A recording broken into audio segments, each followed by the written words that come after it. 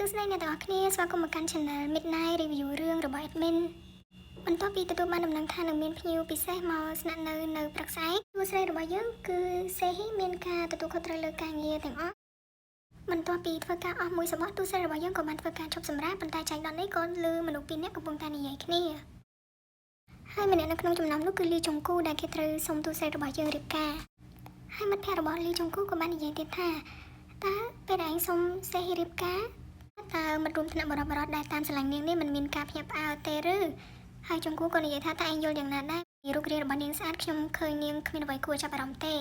េទូស្រីរបស់យើងគ្រាន់តែលើកចឹងក៏មានជាការខឹងជាខ្លាំងហើយនាងក៏បានដើរចេញពីកន្លែងនោះទៅបន្ទាប់ពីទូស្រីរបស់យើងបានដើរចេញពីកន្លែងនោះនាងក៏បានទៅជួបនឹងថេយ៉ងដែលជាទូប្រុសរបស់យើងមិននឹកស្មានថាគេនៅទីនេះដែរសោះហើយនាងក៏មិនដឹងដែរថាថេយ៉ងគឺបានលើកការសន្ទនារបស់ពីរនាក់នោះទាំងអស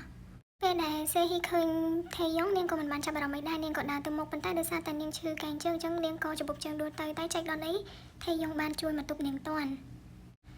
់ចំណែកឯម្ដាយរបស់ទូប្រុសរបស់យើងហើយនិងលោកយាយរបស់ទូស្រីគាត់កំពុងតែនិយាយគ្នាសោកយ៉ាងសប្បាយបន្ទាប់មកទូស្រីរបស់យើងក៏ដើរចូលមកដល់ហើយលោកយាយក៏បានប្រាប់ថាសេហ៊ីជម្រាបសួរលោកស្រីទៅនេះគឺជាលោកស្រីមីនយាជីនដែលជាអគ្គនាយិការបស់ចុងមូនក្រុមបន្ទាប់ពីទូស្រីរបស់យើងបានធ្វើការជម្រាបសួរនិងណែនាំខ្លួនទៅកាន់ម្ដាយរបស់ទូប្រុសហើយម្ដាយរបស់ទូប្រុសក៏បានសួរទៅកាន់លោកយាយរបស់ទូស្រីថាតើនាងគឺជាក្មេងស្រីដែលអ្នកនិយាយប្រាប់ខ្ញុំអំបញ្ញមិញឬចំណែកឯយាយរបស់ទូស្រីវិញគាត់បាននិយាយថាមិនមែនទេអ្នកដែលខ្ញុំនិយាយប្រាប់អំបញ្ញមិញនេះនាងគឺជាចៅស្រីទី2របស់ខ្ញុំប៉ុន្តែដោយសារតែនាងមិនស្រួលខ្លួនទើបនាងមិនបានមកចំណែកឯអ្នកដែលឈរនៅទីនេះនាងគឺជាចៅស្រីទី1របស់ខ្ញុំហើយម្ដាយរបស់ទូប្រុសបាននិយាយទៅកាន់លោកយាយរបស់ទូស្រីថាសេហ៊ីពិតជាស្អាតណាស់បន្ទាប់ពីសេហ៊ីបានចាក់ចេញពីកន្លែងនោះលោកយាយរបស់នាងក៏តាមមកនិយាយជាមួយនាងហើយបានធ្វើការគំរាមនាងជាខ្លាំងដោយការខឹងសម្បាដោយគាត់បាននិយាយថាហេតុអីក៏ឯងធ្វើផ្ដេសផ្ដាសយ៉ាងនេះយើងបានប្រាប់ឯងហើយថាពេលដែលទទួលភ្ញៀវសំខាន់ឯងមិនត្រូវធ្វើការលាបមុខលាបមាត់ make up អីអញ្ចឹងទេបន្ទាប់ពីលោកយាយរបស់នាងបានចេញទៅគាត់ក៏បានងាកមកប្រាប់នាងថាឲ្យនាងធ្វើការរៀបចំបន្ទប់ឲ្យបានរៀបរយកុំឲ្យមានអីខ្លះធ្លោឲ្យសោះដោយសារតែពួកគេគឺជាភ្ញៀវពិសេសសេហ៊ីក៏បានធ្វើដំណើរដើម្បីទៅធ្វើការរៀបចំបន្ទប់ឲ្យបានរៀបរយប៉ុន្តែនាងមិនបានដឹងទេថាថេយ៉ងដែលជាតួឯកប្រុសរបស់យើងគឺនៅក្នុងនោះហើយនៅក្នុងសភាពមិនសមរម្យទៀតផងដោយតួប្រុសរបស់យើងគឺគាត់បានធ្វើការដោះអាវហើយតួស្រីរបស់យើងគឺមានការភ្ញាក់ផ្អើលជាខ្លាំងនាងក៏បានអោនសុំទោសតួប្រុសហើយបាននិយាយថាអ្នកប្រុសខ្ញុំសុំទោសខ្ញុំមិនដឹងថាអ្នកប្រុសនៅក្នុងនេះទេប៉ុន្តែថេយ៉ងដែលជាតួឯកប្រុសរបស់យើងមើលទៅដូចជាមិនមានការប្រកាន់អីទេហើយបន្ទាប់មកក៏ហៅសេហ៊ីឲ្យចូលទៅក្នុងហ៊ីបានចូលទៅក្នុងបន្ទប់ហើយនាងក៏បានធ្វើការសុំទោសទៅកាន់តួប្រុសរបស់យើងទៀតថានាងពិតជាសុំទោសខ្លាំងមែនតើនាងមិនមានចេតនាចូលមកដោយមិនបានគួរទ្វារនោះទេដោយតួស្រីរបស់យើងបានធ្វើការបញ្យល់ទៅកាន់តួប្រុសថានាងខ្ញុំមិនដឹងពិតមែនថាលោកនៅក្នុងបន្ទប់នេះគឺដោយសារតែនាងខ្ញុំត្រូវបានគេប្រាប់ថាអ្នកគ្រប់គ្នាទៅធ្វើការញ៉ាំអាហារពេលល្ងាចអស់ហើយដូច្នេះហើយទើបខ្ញុំមិនបានគួរទ្វារឲ្យខ្ញុំសុំទោសផងប៉ុន្តែតួប្រុសរបស់យើងថេយ៉ងហាក់ដូចជាមិនប្រកាន់ទេហើយគេក៏បានដើរចូលមកជិតប៉ុន្តែគឺគេបានធ្វើការសម្លឹងលើតួស្រីយូរមែនតែនប៉ុន្តែតួស្រីរបស់យើងគឺមិនដឹងនោះទេកំពុងតែឈរសម្លឹងសេហ៊ីសុកក៏មានអ្នកមកកាត់ចង្វាក់ហើយគ្មានអ្នកណាឆ្ងាយនោះទេគឺលេខារបស់តួប្រុសយើងនឹងលេខារបស់តួប្រុសក៏បានធ្វើការស្រែកអ្នកប្រុសចុងកន្លែងដែលខ្ញុំបានរៀបចំសម្រាប់ធ្វើការប្រជុំនោះបានរៀបចំរួចហើយបន្ទាប់ពីថេយ៉ងរៀបចេញទៅក៏បានងាកមកប្រាប់តួឯកស្រីរបស់យើងថាកុំភ្លេចរៀបចំអាហារពេលល្ងាចរបស់គាត់ឲ្យគាត់ផងគឺរៀបចំនៅក្នុងបន្ទប់របស់គាត់ចំណែកឯតួស្រីគាត់រៀងភ្ញាក់ផ្អើលដែរប៉ុន្តែក៏ឆ្លើយថាចាអ្នកប្រុសខ្ញុំនឹងរៀបចំអាហារពេលល្ងាចឲ្យអ្នកប្រុសគឺនៅក្នុងបន្ទប់អ្នកប្រុសតែម្ដងអ្នកប្រុសកុំបារម្ភចំណែកឯម្ដាយរបស់តួប្រុសវិញគាត់មកធ្វើការបន់ស្រន់ដើម្បីឲ្យតួប្រុសមានអនាគតល្អហើយក៏មានសុខភាពល្អដឹកនាំក្រុមហ៊ុនចុងមូនគ្រប់នឹងទៅដោយរលូនម្ដាយតួប្រុសក៏ងាកទៅឃើញតួប្រុសក៏បាននិយាយថាឯងមកនេះហើយមកសំពះជាមួយខ្ញុំមកខ្ញុំដឹងថាឯងខឹងខ្ញុំដោយសារតែខ្ញុំបង្ខំឲ្យឯងមកទីនេះបន្ទាប់ពីឯងបានមកដល់កូរ៉េភ្លាមបន្ទាប់មកសេហ៊ីក៏បានធ្វើការមកដល់ហើយនាងក៏បាននិយាយថាលោកស្រីខ្ញុំនឹងលើកទឹកចូលទៅខាងក្នុងហើយនាងក៏បាននិយាយទៅកាន់លោកស្រីថាលោកស្រីនេះគឺជាទឹកត្រជាក់ដែលលោកស្រីសុំអំបញ្ញមិញប៉ុន្តែនាងក៏ចាប់អារម្មណ៍ដែរថានាងដូចជាមានអ្នកសម្លឹងហើយនាងក៏ដឹងដែរថាអ្នកសម្លឹងនោះគឺជាអ្នកណាគ្មានអ្នកណាឆ្ងាយទេគឺទូប្រុសយើងនឹងថេយ៉ងបន្ទាប់មកទូប្រុសរបស់យើងបានធ្វើការនិយាយទៅកាន់តួស្រីដោយសួរសំណួរថាតើនាងឈ្មោះសេហ៊ីមែនទេហើយនាងមានអាយុប៉ុន្មានហើយចំណែកឯតួស្រីរបស់យើងក៏ងាកមកហើយឆ្លើយថាខ្ញុំអាយុ28ឆ្នាំហើយលោកស្រីមីនក៏ធ្វើការសួរទៅកាន់តួស្រីថាតើនាងមានសង្សារឬនៅ ស្រីរបស់យើងក៏បានឆ្លើយទៅកាន់លោកស្រីមានថានាងខ្ញុំមិនទាន់មានសង្សារទេហើយលោកស្រីមានក៏សួរថាហេតុអីក៏ឯងមិនយកទូស្រីរបស់យើងក៏បានឆ្លើយថាខ្ញុំមិនទាន់គិតគូរដល់រឿងនេះទេហើយលោកស្រីក៏បានឆ្លើយថាត្រឹមត្រូវហើយឯងនៅក្មេងអញ្ចឹងឯងនៅមានពេលច្រើនទៀតសម្រាប់គិតរឿងនេះប្រុសរបស់យើងបាននិយាយឌឺដងទៅកាន់ម្ដាយរបស់ខ្លួនថាលោកស្រីនិយាយត្រឹមត្រូវណាស់ហើយម្ដាយរបស់ខ្លួនក៏ងាកមកស្ដីឲ្យទូប្រុសថាខ្ញុំមិនបាននិយាយជាមួយឯងទេហើយស្ថានភាពរបស់ឯងជាមួយនឹងនាងគឺខុសគ្នាឆ្ងាយណាស់តើខ្ញុំគួរតែរៀបចំបន្លាញដេតឲ្យឯងឬទ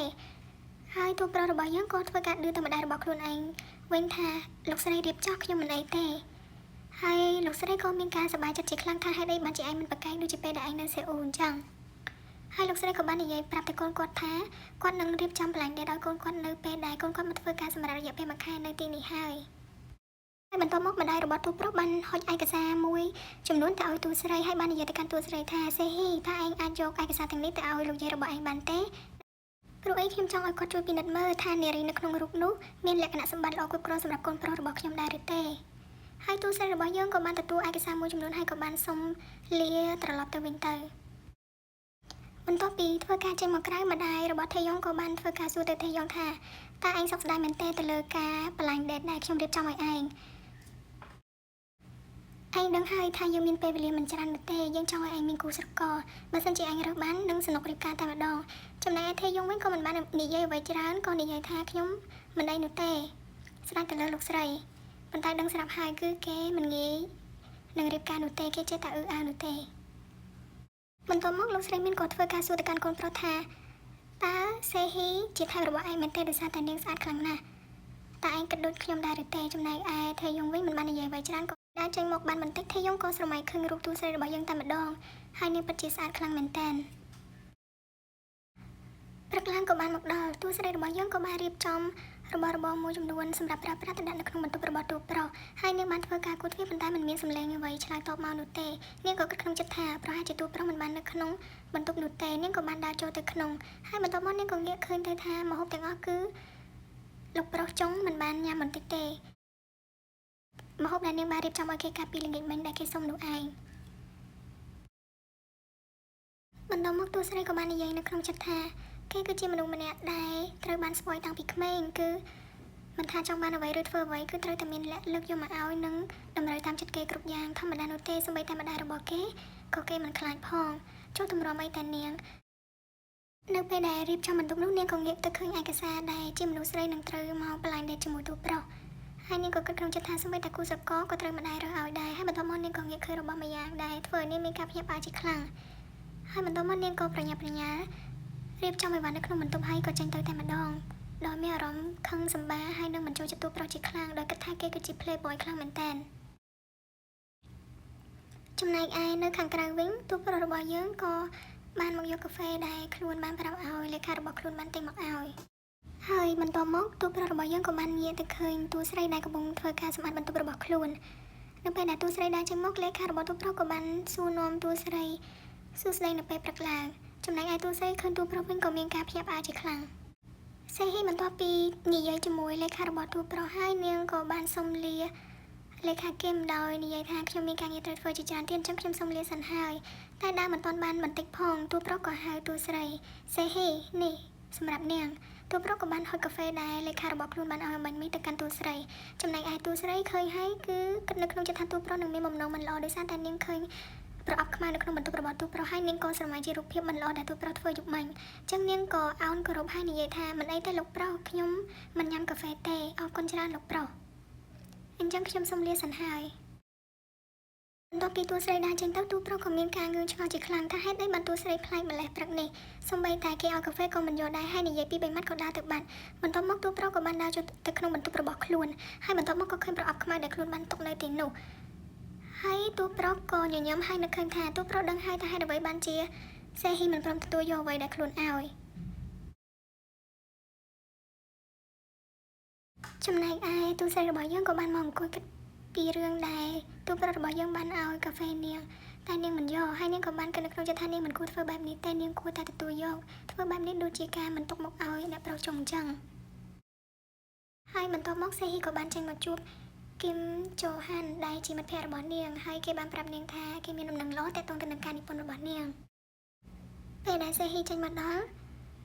Chú Han có ban hốt ai cái sao mùi ta ơi xe hi hay ban như vậy thà ni cứ chỉ ai cái sao sầm rạp niềng hai xe hi có ban như vậyกันท่านta ni cứ chỉ ai cái sao vậy từ chú Han có ban sao hay như vậy thà ta niềng mình đăng tê rư ni cứ chỉ recommendation letterแต่ด้านนี้ไอ้ด่าหามก็ตะกร้าบ้านហើយមិត្តភក្តិរបស់នាងក៏បាននិយាយទៅកាន់នាងថាឯងប្រញាប់អានទៅដោយសារតែគេត្រូវទទួលចម្លើយពីឯងក្នុងរយៈពេល2អាទិត្យហើយនេះក៏ជាឱកាសល្អមួយដែរសម្រាប់ការសិក្សារបស់ឯងកំពុងតែនិយាយគ្នាសុកជូហានក៏និយាយទៅកាន់សេហ៊ីថាតើឯងមានធំក្លិនបារីទេហើយស្រាប់តែពេលងាកទៅគឺគ្មាននរណាឆ្ងាយទេគឺអ្នកប្រុសចុងយ៉ាងហ្នឹងបន្តមកមិត្តភក្តិរបស់នាងបានធ្វើការទិញដៃរបស់នាងហើយនិយាយថាតោះយើងទៅនិយាយគ្នានៅក្នុងឡានចំណែកឯទូស្រីវិញក៏និយាយថាយើងគ្មានអីនិយាយទៀតទេឯងទៅវិញទៅចំណែកឯមិត្តភក្តិរបស់ទូស្រីក៏និយាយទៅកាន់ទូស្រីរបៀប flirt ថាខ្ញុំស្រឡាញ់ឯងចំណែកឯទូស្រីវិញក៏មិននិយាយអ្វីច្រើនដែរអ្នកណាទៅដឹងថារាល់សកម្មភាពទាំងអស់នេះគឺតួប្រុសរបស់យើងនៅមើលរហូតប៉ុន្តែមិននិយាយអ្វីនោះទេបន្ទាប់ពីទូស្រីបញ្ចប់ការសន្ទនាជាមួយមិត្តភក្តិនាងហើយនាងក៏ដើរត្រឡប់ទៅវិញហើយក៏ងាកឃើញតួប្រុសដើរទៅដោយមិននិយាយអីជាមួយនាងសូម្បីតែមួយម៉ាត់